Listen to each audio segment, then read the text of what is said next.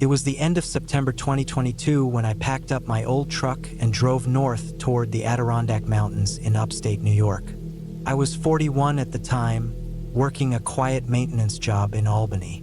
My ex-wife, Laura, had passed away just 2 months earlier. Pancreatic cancer. We hadn't spoken much since the divorce 5 years back, but it still hit me hard. She was only 38. The grief came in strange ways. Sometimes I'd hear her voice in the way the wind moved through the trees, or I'd get stuck thinking about how quiet her house must have been at the end. Just her and that ugly couch she insisted on keeping. I needed space, not just from people, but from buildings, roads, noise, everything. That's why I decided to go camping. Not some glamping setup or an RV trip. I mean real camping. Tent, sleeping bag, firewood, backpack. I wanted to hike a few miles off any trail, disappear for a few nights, and maybe clear my head out in the woods. I left around 5 a.m. on a Friday, the sky just starting to lighten as I drove north. The fall colors were creeping into the trees, burnt orange, yellow, some early reds. I stopped in a small town near Lake George to grab extra water, granola bars, and a new pack of batteries for my flashlight. The woman at the register looked like she wanted to make small talk, but I kept it short. My stomach had been in knots the whole drive, and I wasn't in the mood to pretend I was all right. My plan was to head toward Faro Lake Wilderness. Not the most isolated spot in New York, but you could still get real deep in there if you knew how to read a map. I did. I parked my truck in a small pull-off near Putnam Pond around 11 a.m., double-checked that I had my emergency GPS and everything I'd need, and started walking. By early afternoon, I was at least 6 miles in. No cell service. No voices.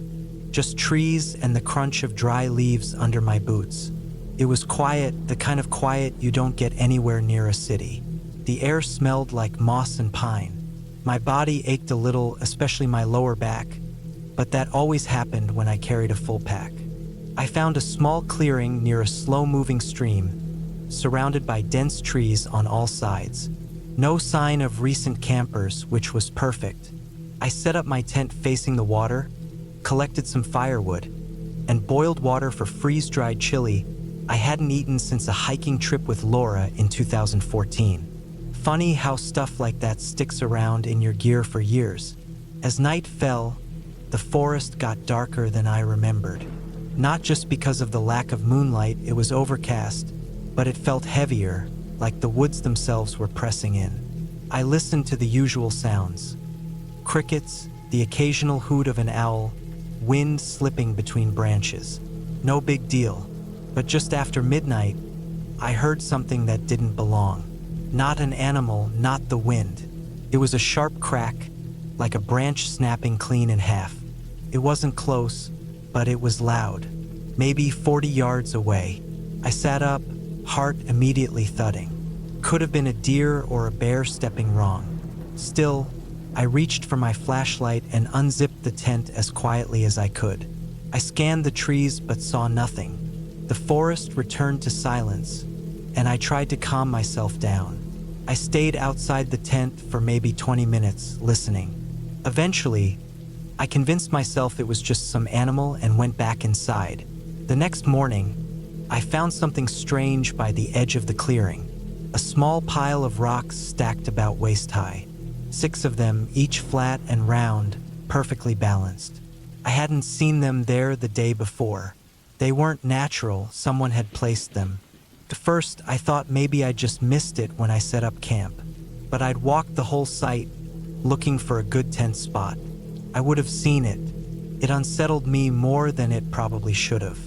Maybe some other hiker passed through and left it as some trail marker or personal thing. But why right next to my site? And why after I heard that sound? I didn't like it.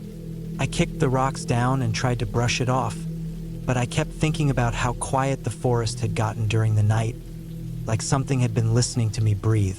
I hiked around most of the afternoon trying to clear my head. The trees were tighter in some areas, and a few times I thought I heard movement behind me, but every time I turned around, nothing was there. Just the usual forest noise. Still, that sense of being watched stuck with me. That night, I kept the fire going longer and stayed awake as long as I could, hoping the flames would keep whatever was out there away. Around 2 a.m., I finally crawled into my sleeping bag and shut my eyes. That's when I heard the sound again. This time it wasn't a crack. It was something moving slow, careful steps through dead leaves. The steps circled the tent once. Not fast, not heavy, but I swear I could hear breathing. Not the kind of snorting you get from a deer. This was longer, steadier, human. I stayed frozen in my bag, eyes wide, my flashlight gripped tight in one hand, a knife in the other. I didn't breathe. The steps stopped just behind my tent, maybe 2 feet away. Then nothing. No retreating steps. No more breathing. Just silence. After what felt like an hour, I finally forced myself to crawl out, blade in hand. I walked the entire clearing, heart racing so hard I felt sick. No one was there. No prints. No gear. Nothing. But when I circled back toward the fire pit, I saw it. Another stack of rocks. Smaller this time, maybe 3 high, right where I'd kicked the first pile down that morning. I didn't sleep the rest of the night. The next morning, I packed everything. I was done. I'd wanted solitude, not paranoia. I started hiking back the same route I came in, trying not to turn around every few minutes. About a mile in, I noticed something I hadn't seen before. Tree bark stripped about 5 feet up, the raw wood beneath slashed deep in a vertical line. At first I thought maybe a bear, but the marks were too clean, too straight. Knife marks. I found more of them as I kept walking. For different trees along the trail back, all stripped the same way. I picked up my pace. By early afternoon, I was back near the pond where I parked. My truck was still there, but something was wrong. As I got closer, I saw that the back door was wide open. I never leave it open. I hadn't left anything inside, so I doubted anything was stolen. Still, I checked the inside. Nothing missing, but something had definitely been in there. The floor mat was twisted up, and there was a faint smell of wet earth, like someone had climbed in with muddy boots and just sat there. I drove home without stopping.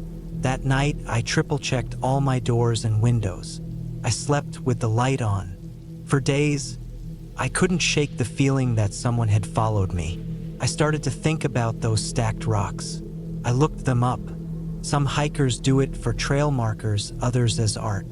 But the way those ones appeared, silent and perfect, felt like a message. Or a warning. A week later, I got curious. I shouldn't have, but I did. I went online and searched through camping forums, looking up that area, Faro Lake, Putnam Pond, off-trail camping. I found an old thread from 2017. A guy described a similar experience. Rocks showing up at his site, footsteps at night, the sense of being watched. He'd gone in alone just like me. He never responded to any follow-up posts. I haven't been camping since. I moved apartments about 6 months after the trip, closer to a more populated area. I don't go hiking anymore, not even local trails. I still don't know who or what was out there, but I know it wasn't an animal. I know someone came close enough to my tent to leave those rocks. I know they circled me at night, and I know they got inside my truck. What haunts me most isn't what happened, it's what didn't. Whoever it was, they didn't hurt me, didn't take anything, didn't say a word. They just let me know I was never really alone out there, and that was enough.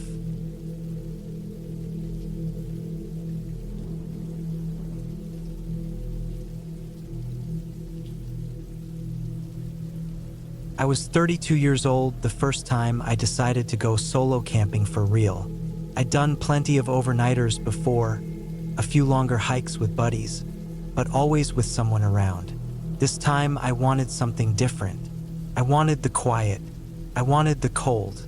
I wanted to hear the sound of the rain hitting the trees without anybody else there to ruin it.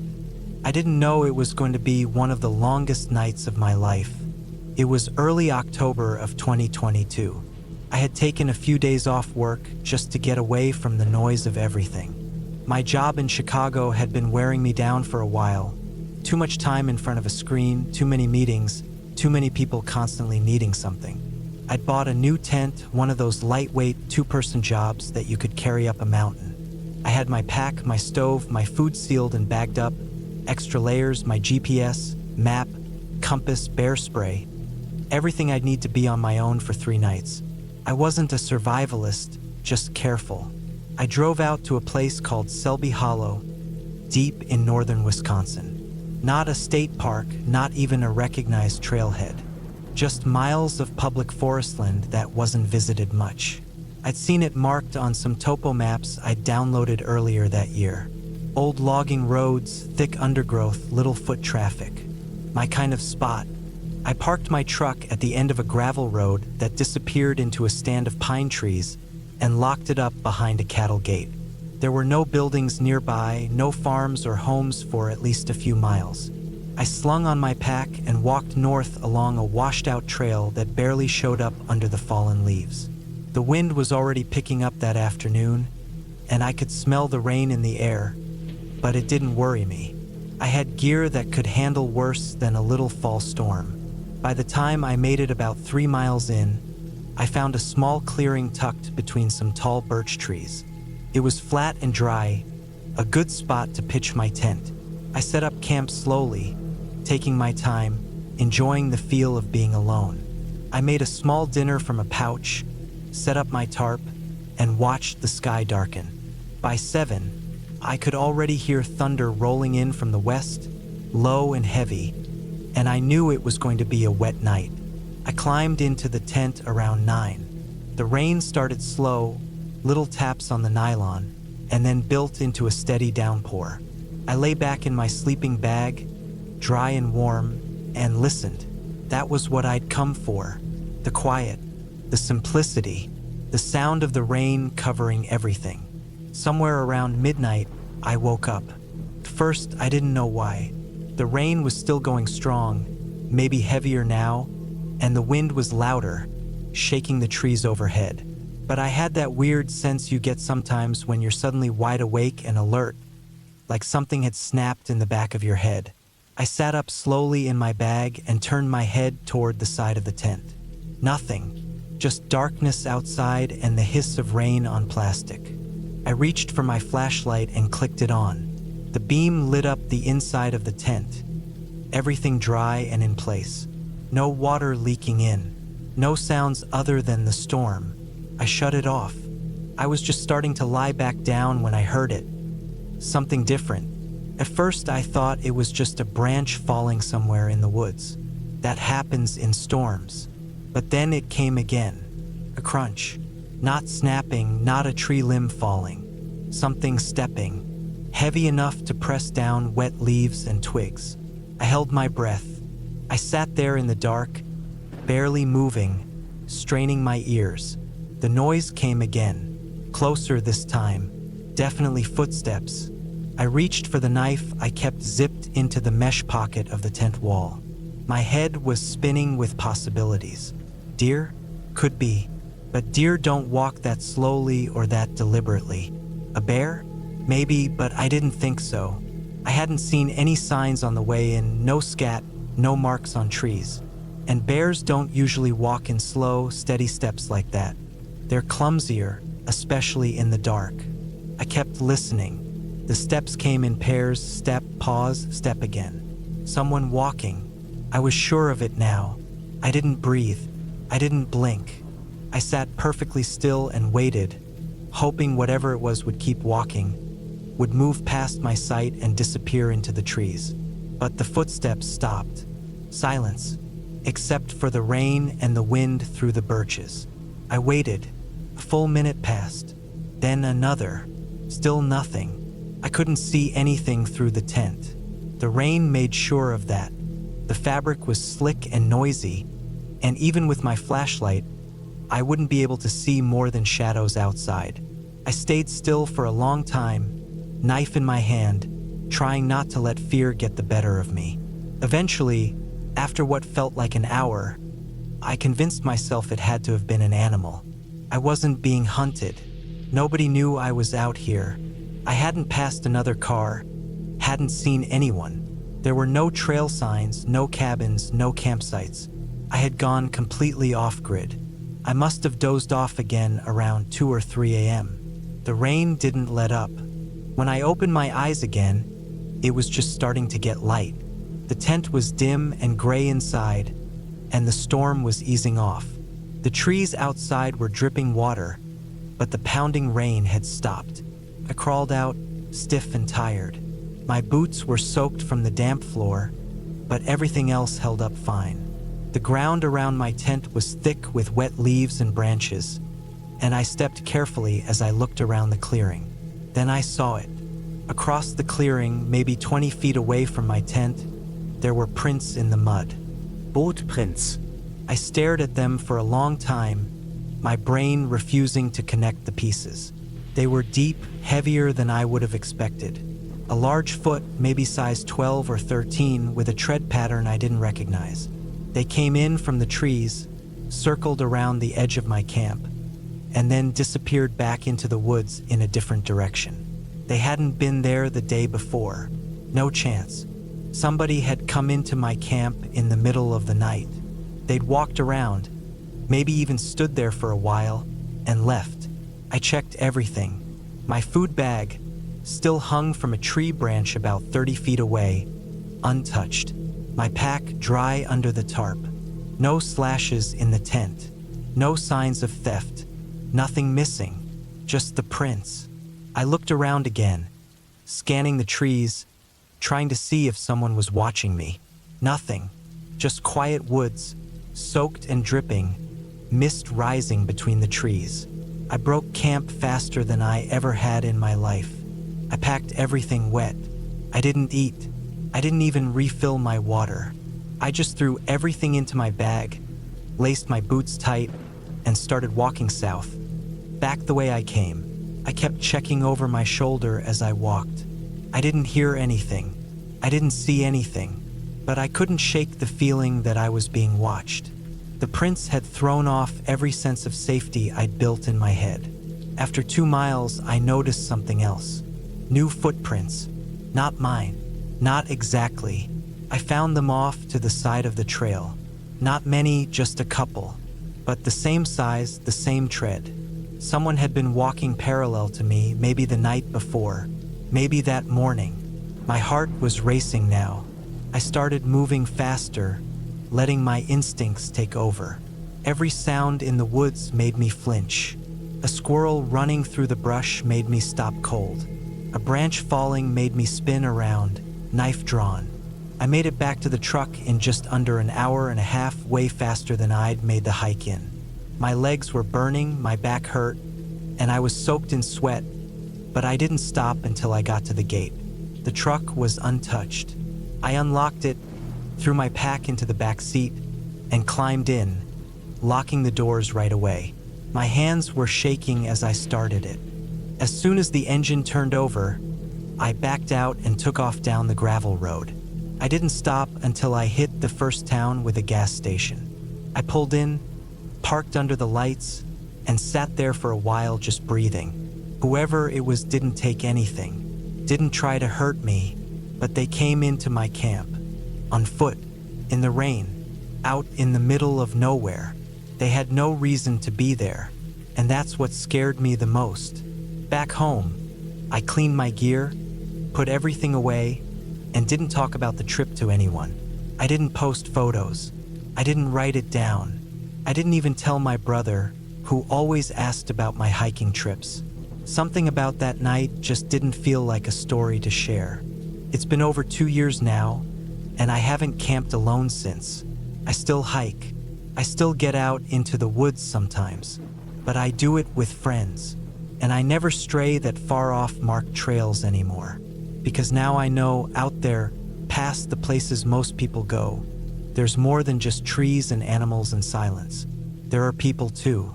People who don't want to be found. People who walk through the woods in the middle of the night, even when it's pouring rain, and stop just outside your tent. And not all of them leave footprints behind.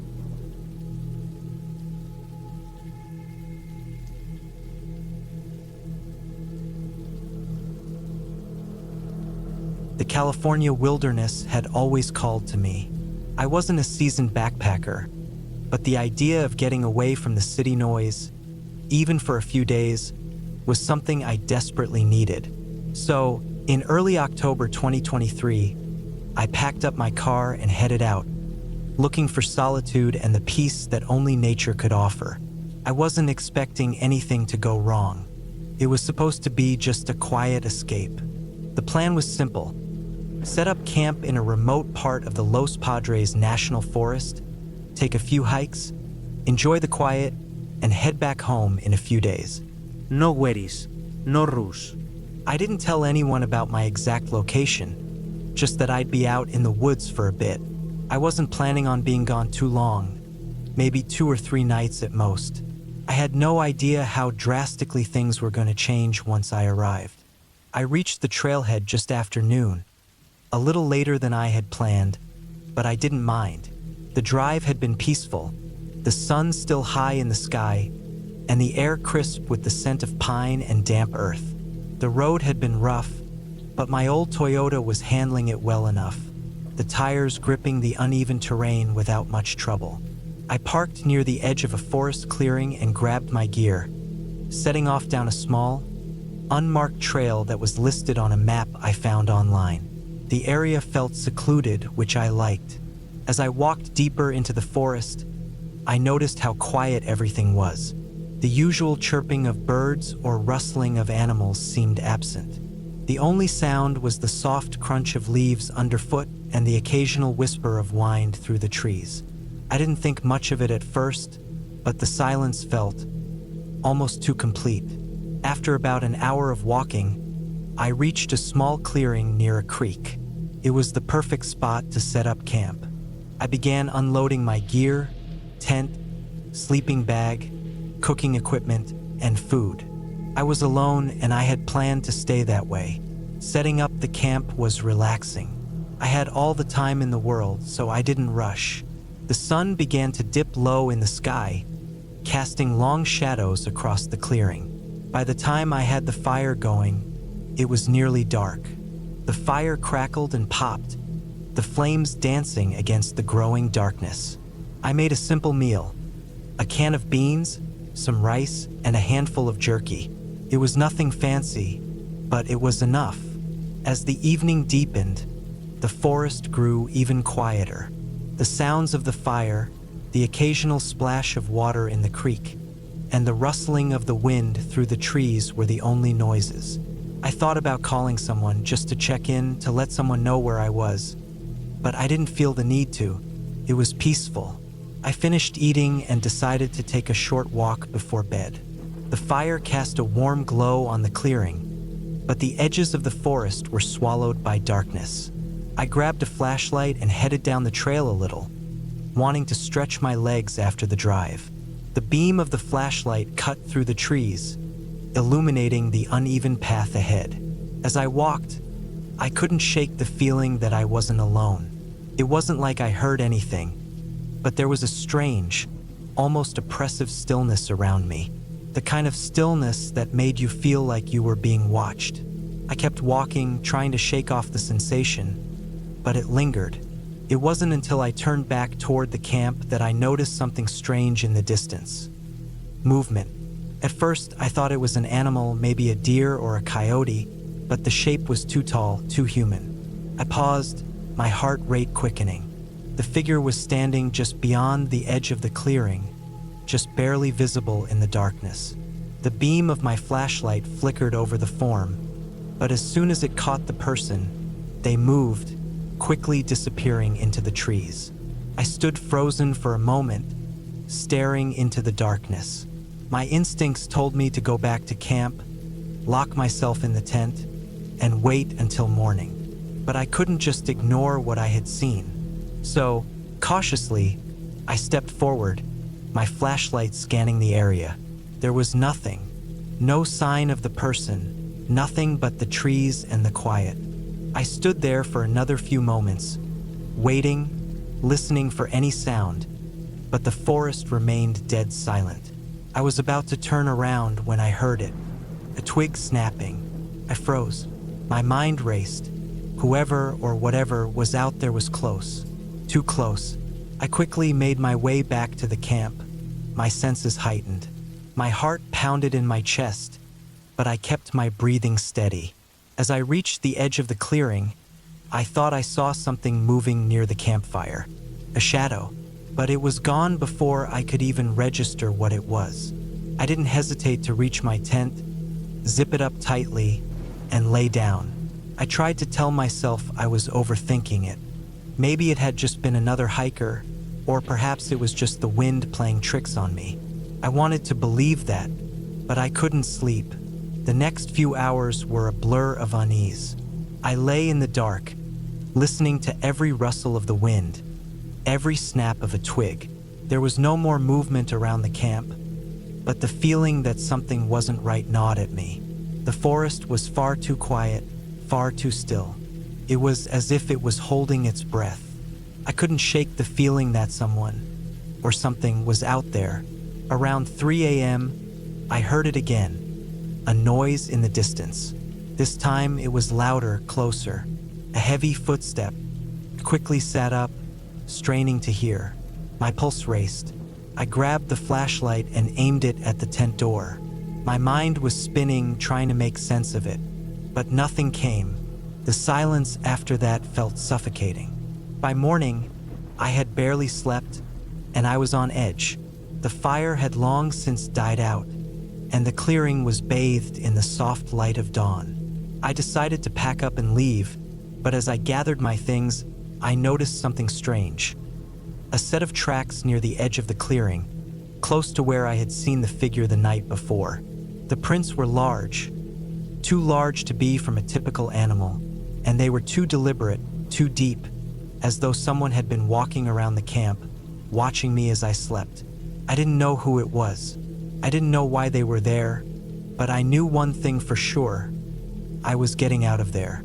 I packed up as quickly as I could, the unease in my gut growing with every passing minute. The strange tracks, the feeling of being watched, the footsteps in the night. It all pointed to someone being out there, and I wasn't sticking around to find out who. I left the camp, hiking back down the trail toward the parking area. Every step I took felt heavy, as if the forest itself was trying to keep me there. But I didn't look back. I didn't want to see anything else. By the time I reached my car, the tension had not eased, but I had put miles between myself and the forest. I was glad to be leaving. I wasn't sure what I had encountered that night, but whatever it was, it didn't feel right. I never went back to that spot again, and to this day I still wonder what I saw. Maybe it was just a hiker passing through. Maybe it was something else entirely. But one thing was clear, I wasn't alone out there, and I would never ignore that feeling again.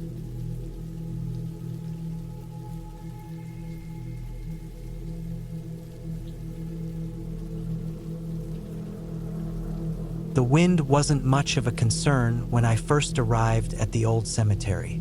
The sun had just dipped below the horizon, casting long shadows across the grave markers that had stood there for decades, perhaps even centuries. The air was still warm, the kind of late summer heat that clung to your skin and made the grass beneath your feet feel like a bed of soft sponges. I had picked the spot for a reason, hidden from any main roads and far from the usual crowd of hikers or campers. It seemed like a place no one would bother, a perfect spot for solitude. I wasn't there for anything sinister, though. I wasn't interested in ghost stories or anything else that the place had earned a reputation for over the years.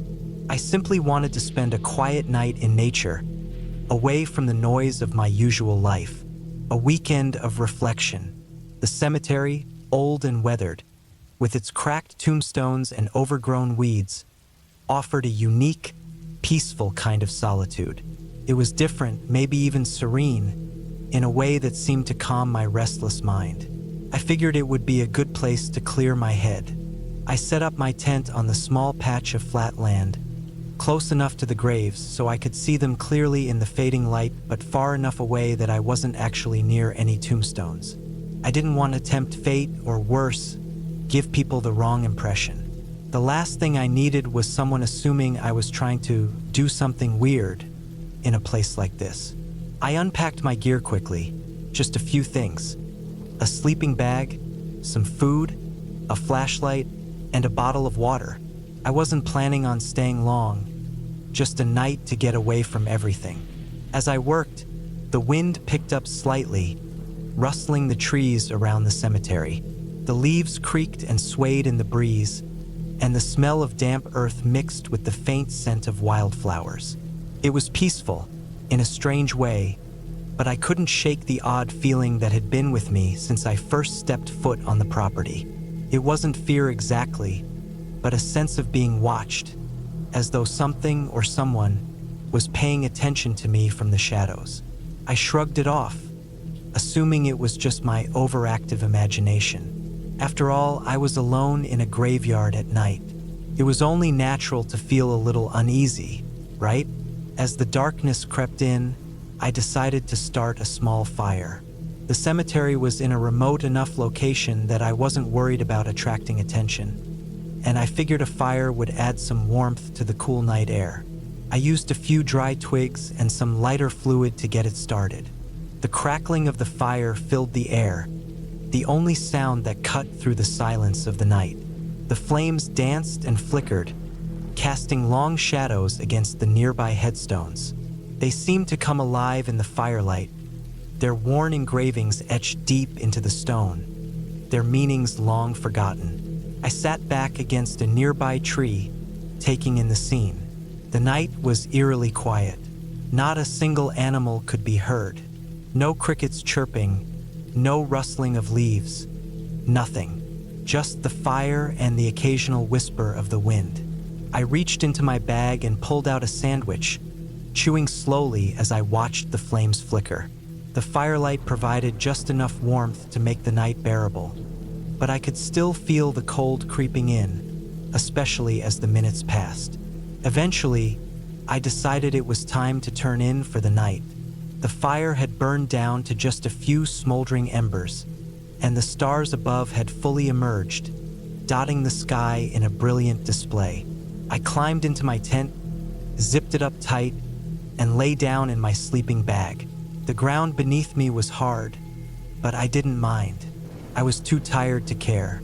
My mind was still racing, thoughts drifting in and out, but eventually, I fell into a fitful sleep. The night wasn't as peaceful as I had hoped. I woke up in the middle of the night, sweat dripping down my face, heart pounding in my chest. Something had disturbed my sleep, but I couldn't figure out what. I lay still, listening carefully. The air felt thick, heavy with an almost oppressive silence. I strained my ears, trying to pick up any sound, but there was nothing. Not a single breeze, not a single rustle of leaves. The world outside my tent felt eerily still. Then I heard it, faint, muffled noise, almost like footsteps. I froze, my heart skipping a beat. There was no reason for anyone to be out here. No one lived within miles of the cemetery, and the closest road was at least an hour's walk. The sound continued, slow and deliberate, just outside my tent. Someone or something was walking around my camp. I held my breath, straining to hear more, but the footsteps stopped. The silence returned, deeper and more suffocating than before. I lay in my sleeping bag, trying to calm myself. It had to be an animal, I told myself. Maybe a deer or a raccoon. Anything but a person. Still, I couldn't shake the feeling that I wasn't alone. Minutes passed, or maybe hours, I couldn't tell. Time seemed to slow down, as if the night itself was stretching into an endless void. I finally decided to get up and check, but as I moved to unzip the tent, I heard something that made my blood run cold. A voice. It was soft, almost imperceptible, but it was definitely there. A low murmur, like someone was standing just outside, speaking to themselves in a language I couldn't understand. The voice was faint, but it was enough to send a chill down my spine. My hands trembled as I grabbed the flashlight from my bag. The beam of light shook as I flicked it on, illuminating the dark fabric of my tent. I slowly unzipped the door, my breath coming in short gasps. My mind was racing with a million thoughts, none of them helpful. I pushed the door open just enough to slip outside, flashlight in hand, ready to confront whatever was out there. There was nothing, no one. The cemetery lay before me in total stillness, the tombstones looming like silent sentinels under the light of the moon. The air was cold now, the kind of cold that seeps into your bones and makes every movement feel like a labor. I scanned the area with the flashlight, sweeping it over the graves, the trees, the ground. Nothing. No signs of anyone nearby. I stayed outside for a few minutes, trying to convince myself that I had imagined everything. Maybe it had just been a bad dream, or perhaps the wind had made a noise that sounded like footsteps. But deep down, I knew something wasn't right. I decided to pack up and leave. The unease I felt in the pit of my stomach wasn't something I could ignore anymore. It didn't matter how badly I needed the quiet or how much I wanted the solitude of the cemetery. Whatever had been out there was still in the shadows, watching me, waiting. I packed my things quickly, my hands shaking as I rolled up my tent and shoved everything into my backpack. As I was about to leave, I glanced back at the graveyard one last time. The tombstones, so still and silent, seemed to be watching me as I turned away and made my way to the nearby road. It wasn't until I reached the road and heard the sound of an engine in the distance, signaling the approach of a car, that I felt a small sense of relief. I didn't know what I had experienced that night, and part of me didn't want to know. All I knew was that I was done. I would never return to that place again. I didn't look back as I walked to the roadside, waiting for the car to pass. I just kept walking, moving further and further away from that strange, eerie place. My heart rate slowly began to return to normal, and with each step, the tension in my body started to ease. When the car finally passed and I was left alone again, I took a deep breath. The silence around me felt almost comforting now, but there was something in that stillness that I couldn't shake. The feeling that I wasn't meant to be there, that I was intruding on something I didn't understand, and I never would.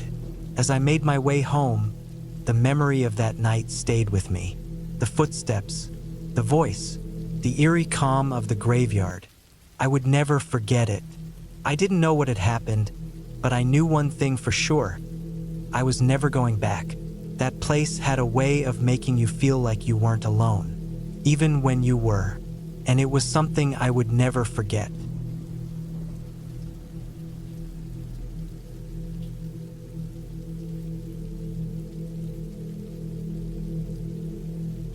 I don't know what made me decide to go camping that week. I wasn't the type who did it often, and I'd never done it alone before. But something in me, maybe the stress at work or just feeling burned out in the middle of a long summer, told me I needed to get away from everything. I lived in Bordeaux at the time, a pretty busy city, and I craved something quieter, somewhere where I didn't have to hear cars or people every hour of the day. I'd found a spot online near a small village in Lati-Tiguran. Not a proper campsite, but an area of forest land that people sometimes used. It was technically legal to wild camp there as long as you respected the land and didn't make a mess. It wasn't far from a small river, and it looked peaceful in the photos I saw. The area didn't have cell service, but I figured that was part of the appeal.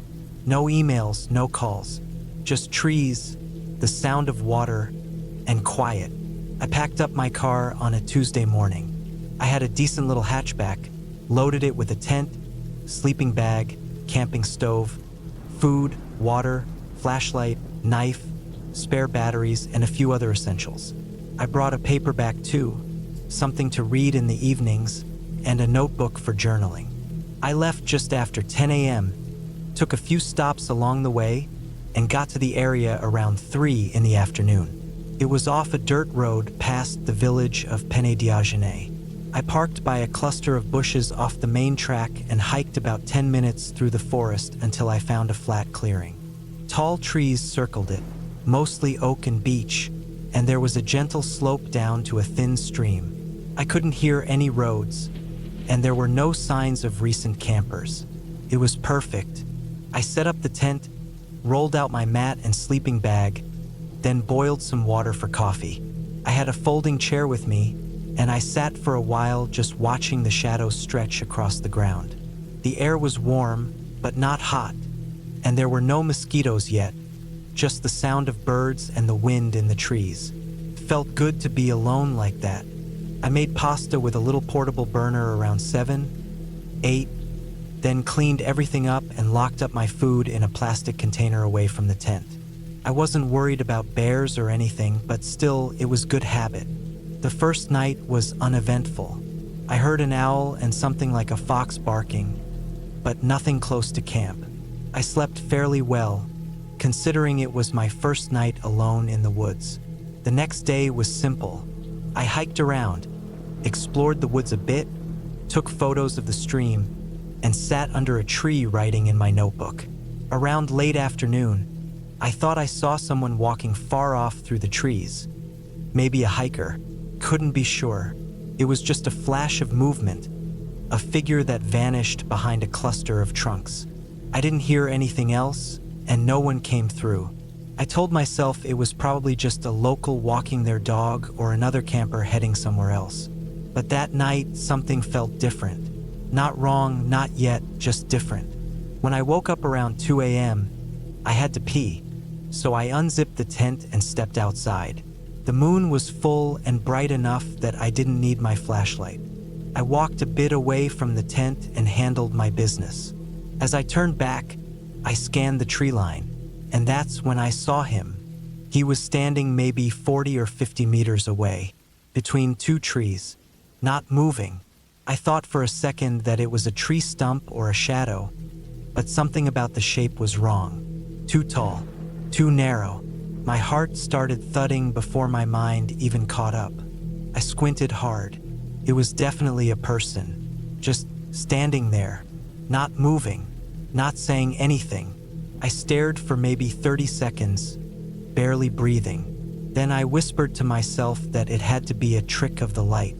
I walked quickly back to the tent, zipped it closed, and sat inside with my knife in my hand for over an hour. I didn't sleep the rest of the night. I listened. Every tiny sound in the woods felt like footsteps, but nothing else happened. No voices, No lights. no movement near the tent. Eventually, sometime before dawn, I passed out from exhaustion. When I got up, I told myself I'd imagined it. I mean, it was late. I was half asleep. Maybe I had dreamed the whole thing. I almost packed up right then, but the rational side of me insisted it was nothing. Probably just someone out walking. Maybe a hunter or another camper who didn't realize I was nearby. I was just being paranoid. Still, the energy around me felt off that whole morning. I kept looking over my shoulder. Birds still chirped, and the sun came out, but I couldn't shake that feeling. I stayed close to camp, didn't wander far, and I kept my knife in my pocket. Late that afternoon, I found something that made my stomach twist. Behind a cluster of rocks about 30 meters from my tent, I saw what looked like a crushed soda can sticking out of the ground. When I pulled at it, I found an old, torn-up backpack. It had been partly buried, deliberately. There was a small pocket knife inside, a water bottle, and a notebook that had been ruined by rain. The bag was dirty and ripped in one corner, like someone had ditched it in a hurry. I didn't know what to think. It looked like it had been there for weeks, maybe months. The notebook's ink had bled out completely, so I couldn't read anything. I left it alone and backed away. That night, I didn't cook. I ate some granola and dried fruit from a bag and sat quietly in my tent. I didn't turn on a light, just sat in the dark, listening. Around 10 p.m., I heard twigs snapping. Then again, closer, not animals. I know the sound of a deer or a fox or even a boar. This was slow, deliberate movement. Human, the kind of noise someone makes when they don't care if you hear them or want you to hear them. I held my breath. Then I saw the beam of a flashlight move through the trees. It didn't shine directly at me. It scanned back and forth. slowly, like whoever held it was looking for something. I didn't move. My hand was on my knife again, but I knew I was exposed. My tent wasn't exactly camouflage. I had a dull-colored rain fly, but in the moonlight, it still stood out against the ground. The light disappeared. No sound for a while. Then a snap closer than before. I stayed frozen in my sleeping bag until it started getting light. At some point, I must have dozed off from sheer tension. When I got up, there were footprints near the edge of the clearing. Not mine. I wear a size 44 hiking boot. These were smaller. Running shoes, maybe. I followed them for a bit. They circled the camp at a wide distance, then vanished into thicker brush. I packed up everything that morning. Fast, but quiet. As I rolled up my tent, I noticed something that made my skin crawl. On the tree nearest my tent, someone had carved a symbol. I hadn't seen it before. It wasn't deep, but it was fresh, no moss, no age. It was a simple X inside a circle. Nothing elaborate, just there. I didn't take the time to think about what it meant. I hiked out with my pack and didn't stop until I was back at the car. The air felt thicker somehow, like I was being watched, even as I reached the road. When I finally turned the key and the engine started, I felt the first real wave of relief since the first night. I didn't go straight home. I drove to a gas station near Agen and sat inside for over an hour, eating junk food and just watching people. I needed to be around other human beings, normal ones. I reported what I'd seen, the backpack, the carving, the footsteps, to the local gendarmerie. They took notes and said they'd send someone to look, but I never heard back. Maybe they found nothing. Maybe they didn't look. I didn't follow up. Back in Bordeaux, I couldn't stop thinking about it. The way he stood there, the slow footsteps at night, the buried backpack, the symbol on the tree. I knew, deep down, that if I'd stayed one more night, something would have happened. I don't know what, but it wouldn't have been good. I haven't been camping alone since then. I still like nature and I still go on hikes, but never alone, never that deep, and never without cell service. I think the scariest part wasn't seeing him. It was knowing he was there, moving around me, marking trees, watching, waiting for something. And the worst part is, I'll never know what he wanted, but I know it was nothing good.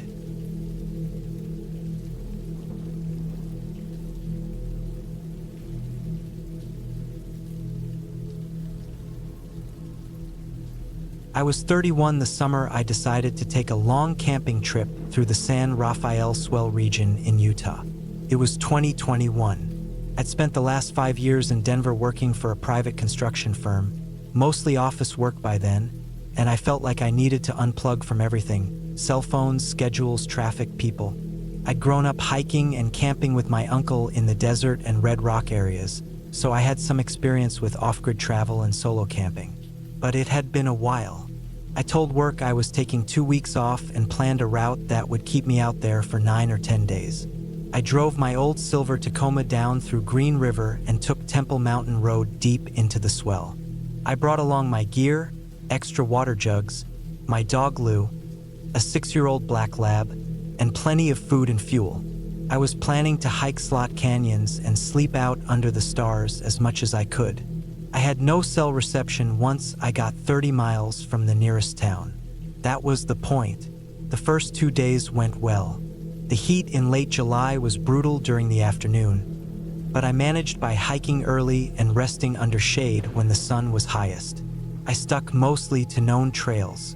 Lou stayed close, always sniffing around or sleeping beside me at camp. Nothing unusual. Every sound at night, a coyote howl, a rustle of brush. I chalked up to the desert doing what it always does. I kept a flashlight by my sleeping bag and my knife strapped to my thigh, but that was routine. I wasn't worried. It was on the third day, hiking in one of the lesser-traveled canyons near Hidden Splendor Mine, that things started to get weird. The area was remote, real remote. No vehicles, no signs of people for miles. The trail was narrow and mostly just followed the dry wash. I planned to loop back to my truck by the evening and move to another camp the next day. About 4 miles into the canyon, I found some old animal bones picked clean, deer or maybe elk. That wasn't rare out there, but they were stacked together, not scattered like you'd expect from scavengers. They were arranged neatly under an overhang, ribs and leg bones in a rough pile, skull balanced on top. It felt off. There weren't any tracks or droppings nearby, no signs of a predator den. Lou growled once low, but didn't bark or bolt. I pulled him away and kept going, trying not to overthink it. I figured someone had maybe collected them for a photo or display and left them behind. But then I saw another similar pile about a mile farther. This time it was smaller, rabbit or some other small mammal. Same arrangement, skull on top. I didn't know what to make of it. People sometimes leave weird stuff behind, especially out in places like this. But I hadn't seen another soul in 3 days. I started looking for boot prints, tire marks, anything, but the dry ground held nothing. Just wind-blown sand and crusted dirt. I turned around shortly after that.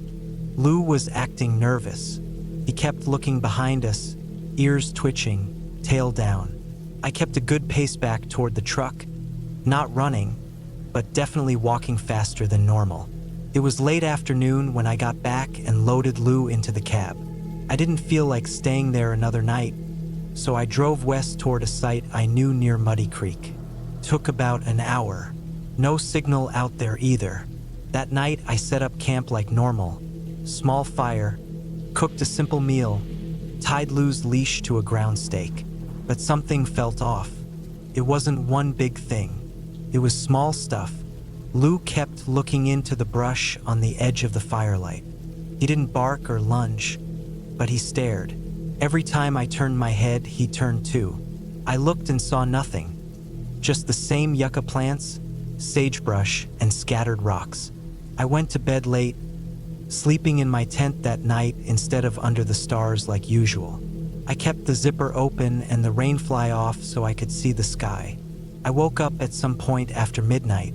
Lou was standing up inside the tent, rigid. No growling, no barking. Just silent and still. His head was pointed at the open flap. I stayed quiet, listening. Nothing. Then I heard what sounded like footsteps. Slow, steady, just outside the tent. Crunch, pause, crunch. Long breaks between each step. I thought it might be a deer at first, or maybe a coyote sniffing around. But the steps weren't light. They were heavy, dragging almost. I reached for the flashlight and turned it on fast, shooting the beam out the open flap. There was nothing there, just the empty fire pit and the darkness beyond it. But Lou didn't relax. He was staring to the left now, toward the slope leading down to the wash. I got out of the tent, walked slowly in a wide circle, checking the ground with my light. I found no prints, nothing disturbed. No smell either, nothing foul. I stood there a while in silence, flashlight scanning the trees and shrubs, waiting for something to move. Nothing did. In the morning, I told myself it was probably a deer. I moved camp again, this time south toward Goblin Valley, still within the swell but closer to some smaller side canyons I'd never explored. I spent the next day hiking alone while Lou rested in the shade. It was quiet again, mostly, but around mid-afternoon, I started to notice strange tracks in the sand, bare feet. Human-shaped, no shoes, no socks, toes visible. But they were wrong. They were too wide, and the stride was long, like someone running or leaping. I bent down to measure. Longer than mine by a couple inches, but the edges weren't fresh. They'd been made maybe the day before or earlier. They were leading toward a narrow side canyon with steep walls.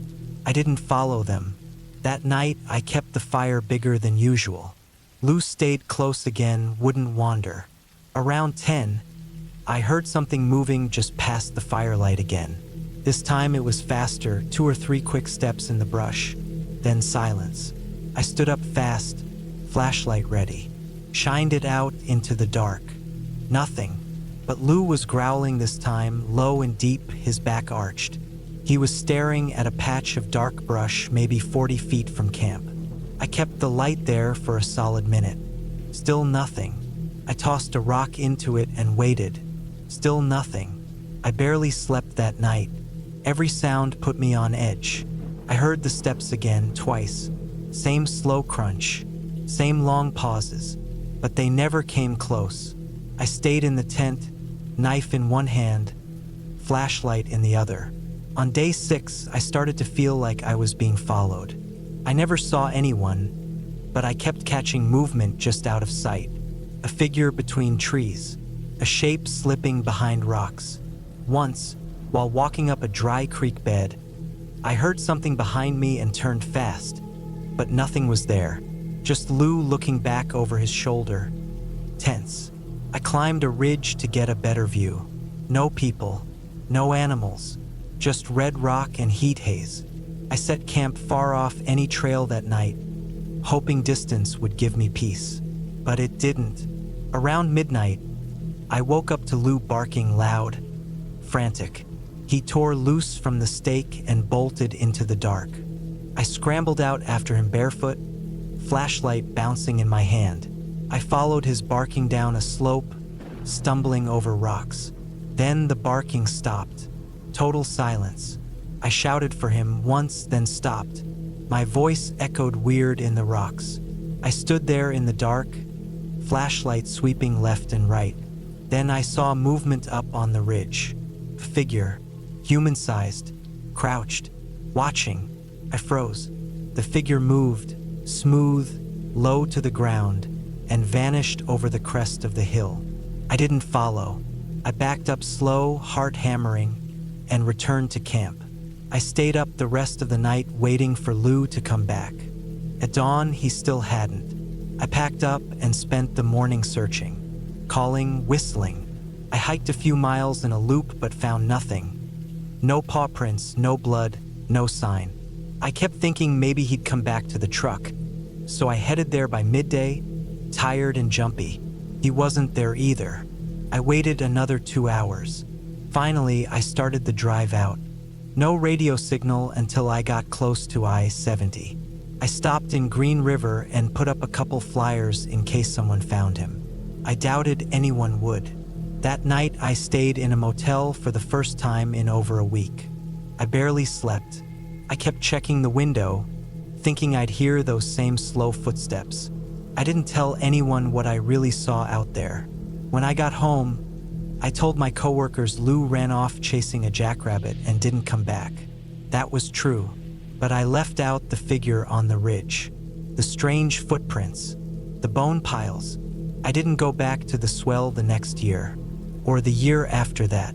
It's been 4 years now. I still think about Lou. I still remember the sound of those steps outside the tent. Sometimes I dream about that figure crouched, watching. It never makes a move in the dream, just waits perfectly still, and I never get close enough to see its face. I don't believe in skinwalkers, not really, not the Navajo stories, not the folklore, but I do believe there are people out there who live differently, who live off the grid, far away, in places no one checks, people who watch more than they speak, people who follow. And whatever that thing was, whatever I saw out there, it wasn't a ghost. It wasn't a demon. It was real, and it still might be out there, watching someone else now, waiting, like it waited for me.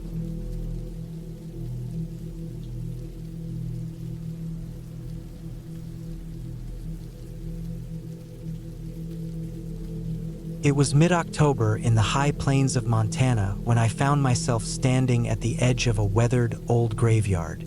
The wind cut through the trees, carrying with it the scent of damp earth and decaying leaves. I'd been on countless camping trips, but this one felt different. The air was colder, the sun was setting earlier than usual, and there was an unsettling silence, the kind that made the hairs on the back of your neck stand up. I was 32, alone, and had planned this trip to get away from everything. Life had been stressing me out, work, family issues, and just the general noise of modern life. I needed something real, something grounding. Camping, just me and the wilderness, was my escape. I was used to sleeping in the woods, but a graveyard? That was a first. The graveyard was tucked away on a small hill, surrounded by dense trees that had grown tall and wild, their branches reaching like twisted fingers towards the sky. The place had been abandoned for years, the gravestones worn down by time, many so old that the inscriptions were unreadable. Some were still standing, leaning slightly, their once straight lines now broken, as if the ground had shifted beneath them. I had read about this place in an old hiking guide, and the idea of camping near such a place intrigued me. The remoteness, the isolation, the history, it all seemed fitting for a solo trip. I set up my tent in a small clearing near the entrance to the graveyard. It was a simple 2-person tent, lightweight but reliable. I didn't plan to spend much time in it. Anyway, my goal was to be out in the open, under the stars, far from the noise of civilization. I had brought a small campfire kit with me, a few provisions, and my camera, just in case I stumbled upon something worth photographing. It was almost dark when I finished setting up, and the evening air was growing colder. As the last light of day faded, the graveyard took on a strange atmosphere. The wind had picked up, howling through the trees, sending dry leaves skittering across the ground. The graves themselves stood in stark contrast to the emptiness of the space. Some of them were overgrown with ivy, their once pristine headstones now covered in moss and grime. The silence was oppressive, broken only by the occasional rustle of the wind through the trees. I decided to take a walk through the graveyard, just to get a feel for the place. As I walked, I noticed how eerie it felt. The ground was uneven, and every step seemed to make a sound that echoed louder than it should. The low, dull rumble of thunder began in the distance, adding to the unsettling vibe. I could feel the weight of the history around me. How many people had been buried here? What lives had they led? Had they felt the same chill in the air as I did now? After a few minutes of walking, I found a small, crumbling stone bench. It wasn't much, but it offered a nice view of the old graves, and I figured it would be a good place to sit and take in the moment. The sky above was darkening quickly, the clouds thickening, but I didn't mind. There was something strangely peaceful about it, despite the odd atmosphere. The sound of a branch snapping behind me made me jump. I turned, half expecting to see an animal, maybe a fox or a deer, but there was nothing, just the wind. I stood up quickly, brushing off the unease that suddenly crept over me. It was nothing. I told myself that, but the feeling didn't go away. It lingered, like a cold hand on the back of my neck. I turned around, scanning the trees behind me, but still, I saw nothing.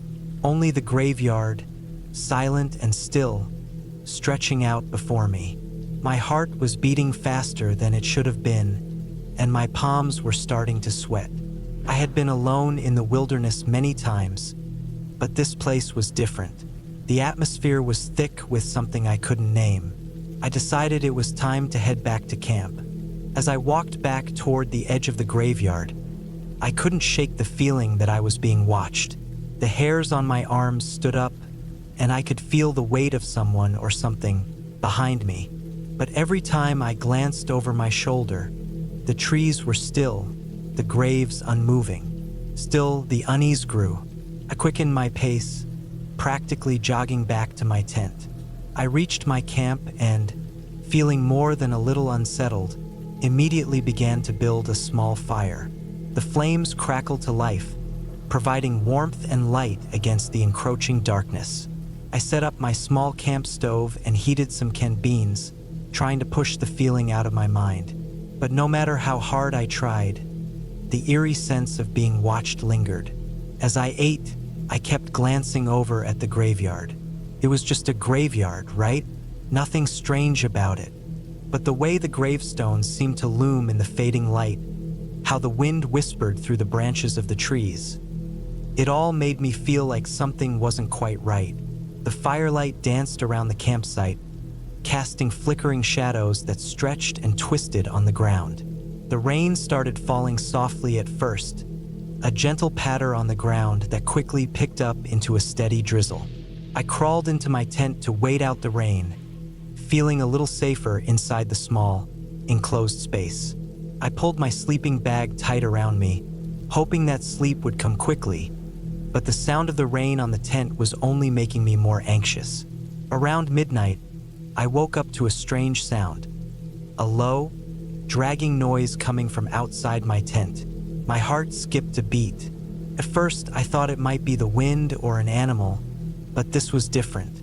It wasn't natural. It was too deliberate.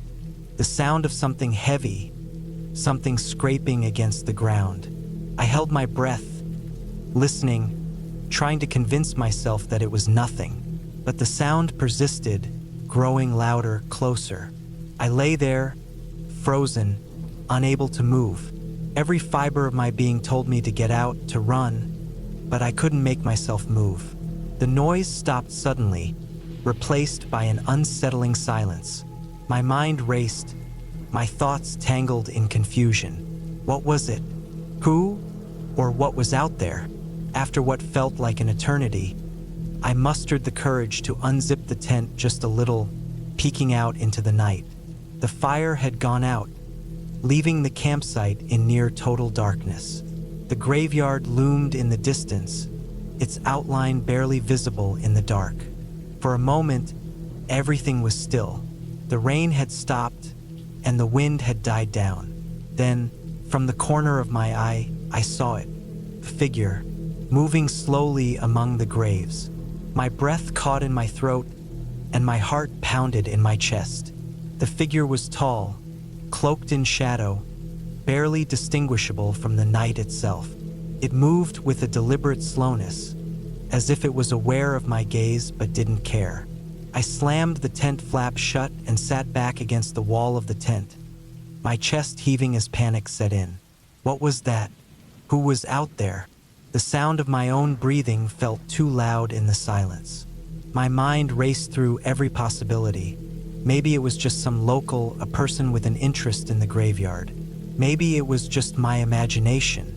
But the figure had been real. I'd seen it with my own eyes. I didn't sleep that night. I lay in my tent, awake and alert, listening for any movement outside. I had no idea what the figure was, but I wasn't about to stick around to find out. The next morning, I packed up my gear quickly, barely sparing a glance at the graveyard as I took down my tent and gathered my things. The sky was cloudy, but the rain had passed. The stillness of the morning was almost suffocating. As I walked back down the trail, away from the graveyard, I glanced over my shoulder one last time. There was nothing there, just the empty graveyard, peaceful in the light of day. But the feeling that had plagued me the night before was still with me. Something had been there, something that shouldn't have been. I didn't look back again.